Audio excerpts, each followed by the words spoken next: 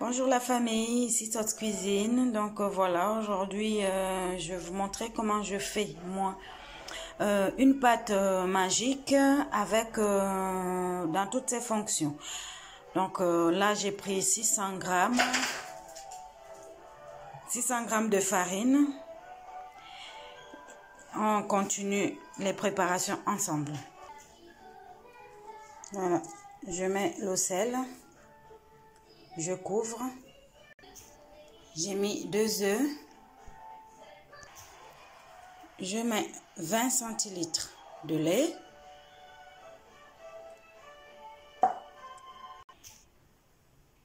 « 5 centilitres d'huile que vous pouvez remplacer par le beurre si vous voulez. 10 grammes de levure fraîche que j'émiette.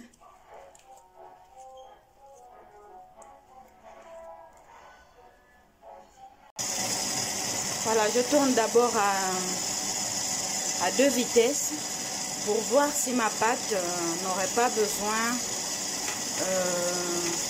d'un petit peu de liquide encore. Voilà, j'ai rajouté 5 centilitres d'huile. Voilà, je laisse tourner je laisse battre pendant 10 minutes. Voilà une bonne pâte qui décolle des parois, donc qui est bien travaillée. Je vais l'arrêter et puis la laisser reposer pendant 2 heures. Voilà, j'ai mis ma pâte en boule comme ceci. Vous voyez, les bulles, ça commence à gonfler. Donc je vais huiler légèrement mon plat, pour éviter que ça colle, que la pâte ne colle pendant la pousse. Voilà, donc voici ma pâte. Je la laisse reposer pendant 2 heures minimum. Et puis, on va la travailler. À tout à l'heure. Voilà, donc en attendant que notre pâte pousse, qu'elle se repose, qu'elle gonfle tranquillement, on va faire, puisque dans cette pâte, on va faire une tarte aux pommes. Donc voilà, je commence à éplucher mes pommes que je vais couper en quartiers.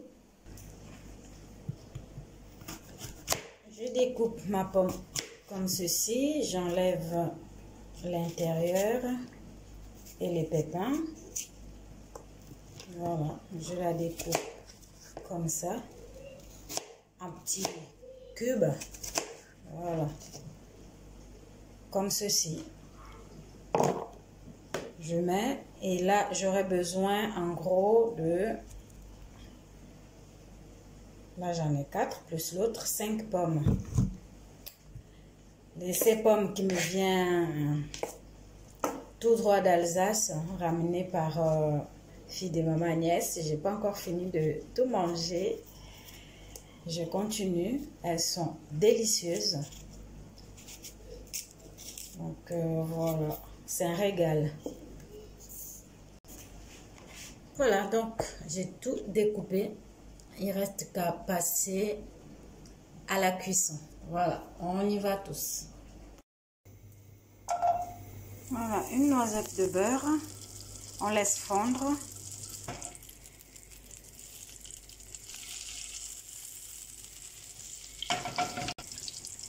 Voilà, je mets mes quartiers de pommes dans la poêle, je laisse cuire. On n'oublie pas de tourner de temps en temps pour que nos pommes ne collent pas dans la poêle. Donc voilà, j'ai arrêté le feu et je garde. Voilà les amis, nous voici de retour avec notre pâte qui a bien levé. Voilà, comme vous pouviez le constater, voici notre pâte. Donc que je vais dégazer. fariner un peu notre plan de travail, même s'il y a l'huile.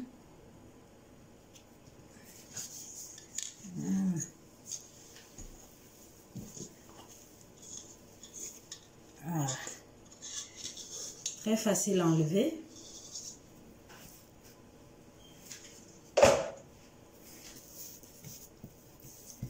Voilà, donc voici notre pâte. Je vais la diviser en 3.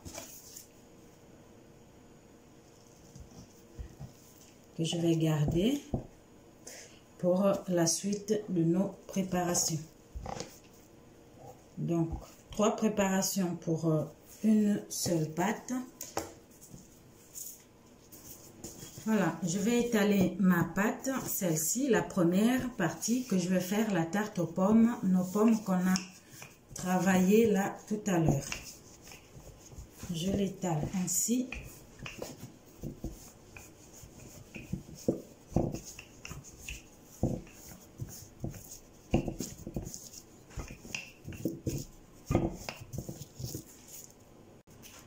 Donc voilà, j'ai fini d'étaler ma pâte à tarte. Je vais la prendre et la mettre dans le moule. Voilà, ma pâte est étalée. Je la fais rentrer pour épouser les bords. Voilà. Voici ma pâte. Bien installée. Je prends une fourchette et je pique l'intérieur.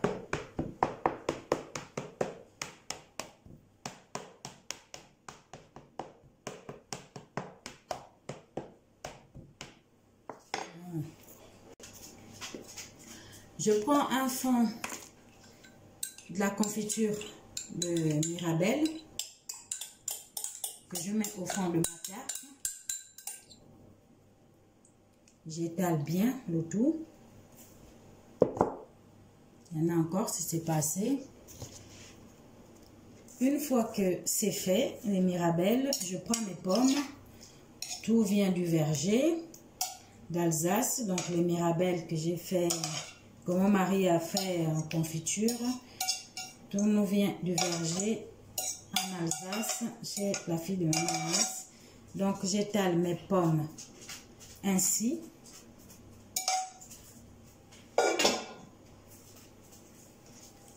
Comme ceci.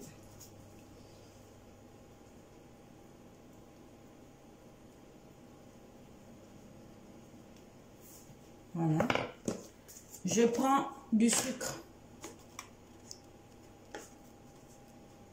Du sucre roux, la vergeoise.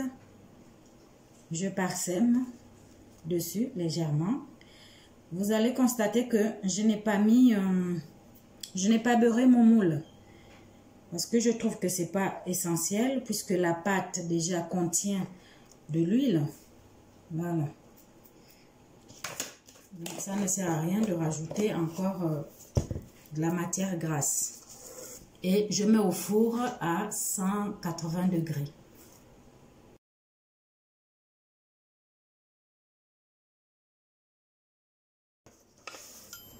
Voilà, donc on continue. Je prends le deuxième pâton que j'ai réservé. Je fais la même chose. Là, on va faire... Là, je fais tout en longueur. Parce qu'on va faire une brioche à la confiture d'abricot.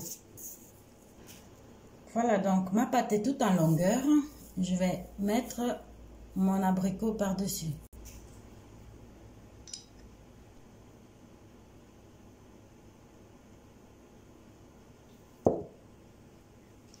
Et étaler comme ceci. Ensuite, je vais la rouler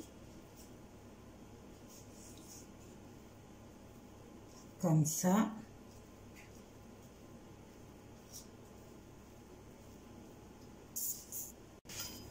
Je la découpe en petits morceaux. comme ci.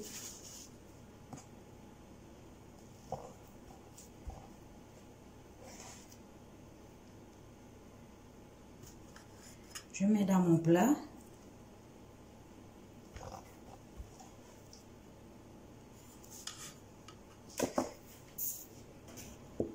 Comme ça, donc je laisse reposer ma pâte jusqu'à ce qu'elle double de volume. Donc ma brioche a bien levé, donc je vais la badigeonner du jaune d'œuf pour la brillance.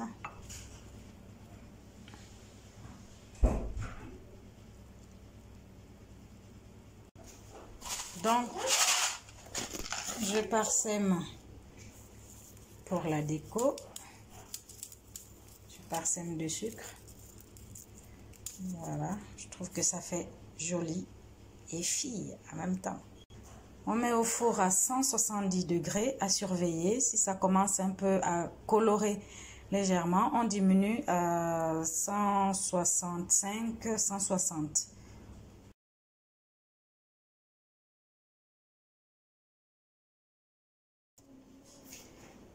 Donc, on continue. Pendant ce temps que les autres sont en train de cuire et d'autres au repos, je fais ma pizza. La pizza aux fruits de mer. Donc, j'étale ma pâte.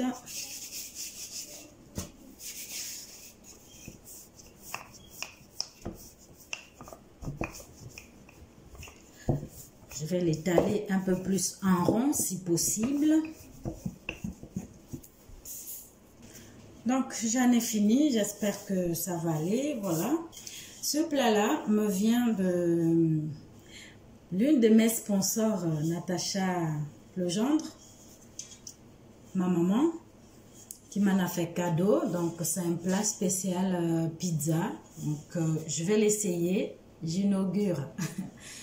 Donc, voilà. On prend sa pâte qu'on a fait légèrement très fin, très fine. Voilà, comme ça, je fais pareil, comme ça, là, pour la soulever plus facilement.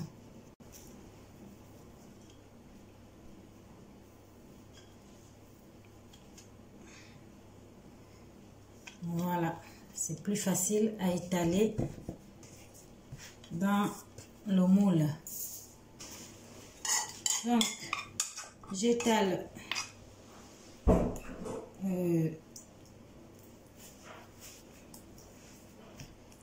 ma sauce préalablement préparée.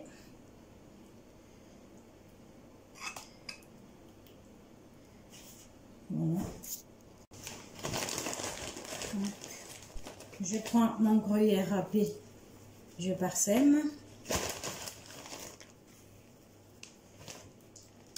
Voilà, c'est bon.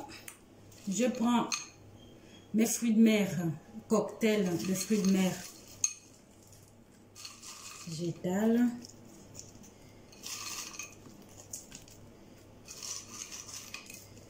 N'hésitez surtout pas. C'est pour nous-mêmes. Quand c'est pour la maison, on remplit. Je mets mes assaisonnements. De la ciboulette.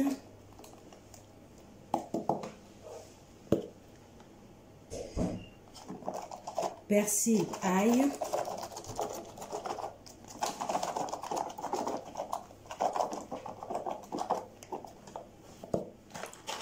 De l'oignon.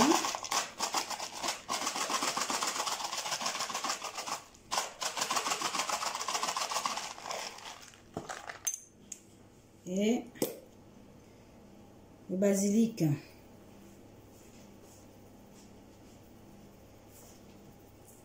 Ça va ma beaucoup.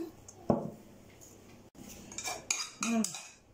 Je parsème du reste de la tomate. Il ne faut pas jeter, pas gaspiller. Important.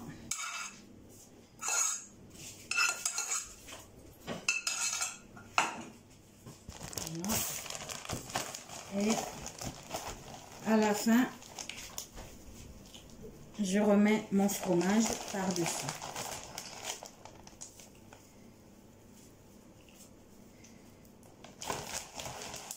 Pour que ça soit bien couvert. Voilà. Direction le four. En attendant la cuisson, à tout à l'heure. N'oubliez surtout pas de mettre un filet d'huile d'olive. Merci.